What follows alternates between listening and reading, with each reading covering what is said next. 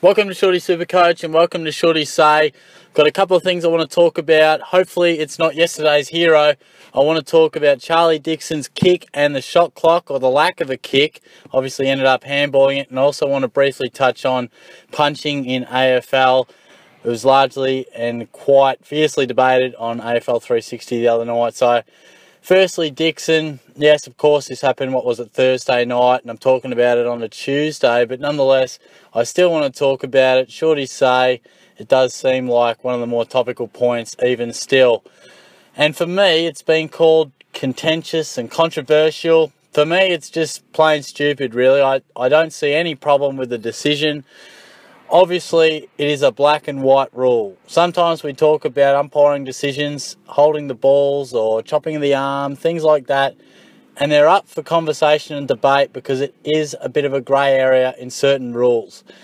When you've got 30 seconds to kick the ball, not even, you've got 30 seconds just to start your run-up. There is no excuse to not get into your kicking motion within 30 seconds.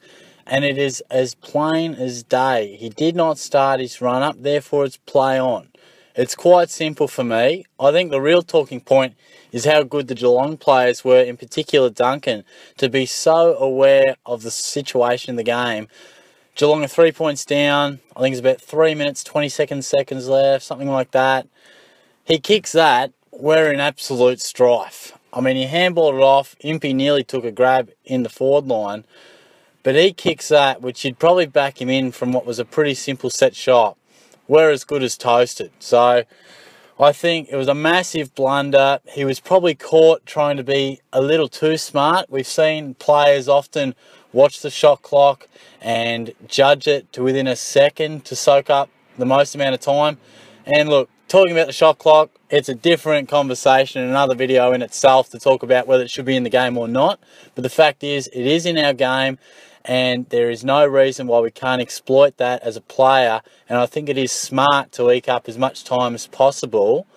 But there does come at a risk. Obviously, his concentration has just lapsed marginally, minor, at some stage. And he has been called to play on, bit of a brain fade. And it's been heavily criticised. Some people have argued the point that has happened in the past and it hasn't been called. Well, firstly, two wrongs do not make a right.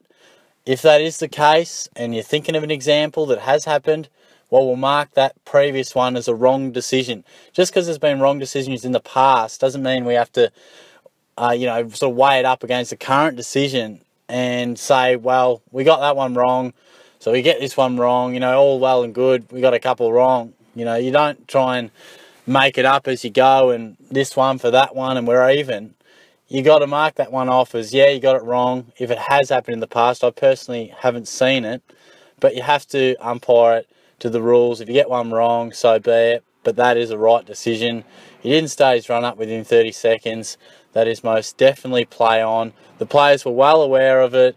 Were they standing a little bit close? Maybe, but clearly the AFL has gone a bit more lenient on that rule. And I think you've just got to be smarter than that as Charlie Dixon. You must be smarter than that because it's not hard to start your run-up with 27 seconds. It's not hard to do. And look, if there has been an incorrect decision in the past, I can't see it being in such a close situation.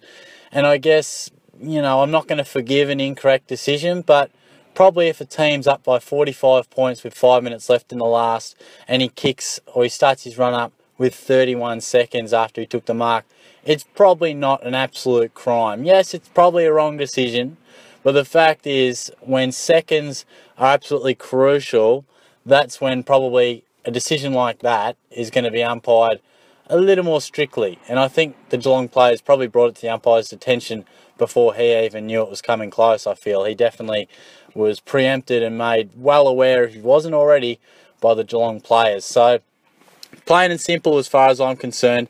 No controversy at all, aside from the fact we rarely see it. He should have done better. He should have just kicked the goal. Tried to maybe be a little bit too smart. In the end, the rest is history. Geelong come away with the 4 points. And I just wonder when we look back how crucial that will be. with two teams who will likely play off for the top four, or certainly even could be critical in the makeup of the finals in some respect. So that'll be interesting to look back on. And I also just want to touch on punching in the AFL. Just want to have my little say on the fact that it was heavily debated in AFL 360. Robbo and Jared having differing opinions on this one. And I do sit with Jared. If you haven't seen it, it is, should these jumper punches be allowed to go on in our game? Robbo is saying that it should just be, if you punch, it is a suspension. Quite simple, whether you've whacked a bloke or just a bit of a tummy whack, it's going to be at least 1 week. Whether it's 4 weeks or 1 week, depending on the severity. If you hit an opposition player with a clenched fist, that is an automatic week. That is Robbo's view, and I absolutely disagree with it. I do not feel you can have such a black and white interpretation to something like that. I think we've gone a long way to making the game far cleaner than it once was. His argument is that it does flow on to our junior levels, and we certainly don't want any punching in our junior levels. But yes, they look up to their role models, but also it's not junior footy, it's AFL footy. Tempers flare a little bit more in the absolute heat of the moment of elite football. I don't think we can just have this set rule that if a bloke hits someone, even if it's the slightest, Zach Jones, you could use an example, and the other fella who hit Bont, I can't remember who it was, but you just can't say automatic week, because we'll get something controversial in a final, because we probably did 5 or 6 years ago go a little bit too harsh. Things that were for years and years getting fines, good players were getting 1 week. And I think if we're going to err on the side of fine or 1 week, I think we always want to just go on the fines. I know we want to eradicate punching from the game, but you've got to have a grading system for this sort of thing. They've got the system in place. The MRP has the power to do what they please on those levels of grading, whether it be intentional, how much the force was, and all those reckless, all the things they use. So I think the system's there to punish these players if they feel necessary. But I don't think we can have a straight up and down rule where if you have hit someone, even if it's light, even if it's just in his leg, in his shoulder, that it's a 1 week. Because that will lead to someone of a real quality name in the qualifying final or a prelim final just slightly lashing out, and they get an automatic week, and they miss a big final, they miss a grand final, and I don't think anyone actually wants to see that.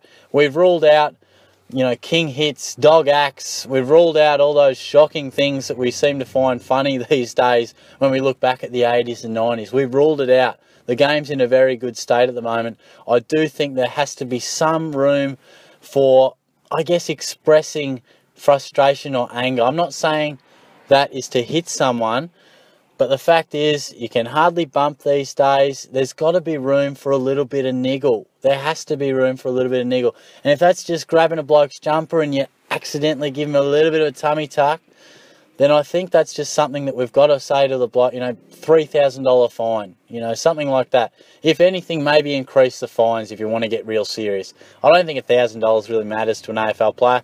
Maybe if you want to get serious, you go 10 grand. But I don't think we can go suspending players. I know they're saying if you do it to one player, you'll rule it out forever. But I think the grading system is there.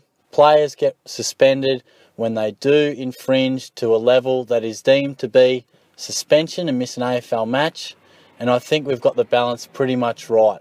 Our game is very clean at the moment, other than a couple of minor instances. I sit in the Jared Waitley camp, and I'd be very interested to see where you guys sit on the matter as well. So that's been another edition of Shorty Say. Perhaps a little late in terms of the Charlie Dixon one, but of course I was never going to get to it over the weekend and had a couple of busy days at work and playing a bit of tennis last night. So thanks for tuning in. Always appreciate it. I'll be talking some buys later in the week. Have someone on for that, which should be exciting. Get around to the subscribe button. We're itching our way towards 900, which I'm excited about. Hopefully we can get there within the next few weeks. That'll be great. As I said, comment away, give a video a like, subscribe as always, and I'll catch you soon.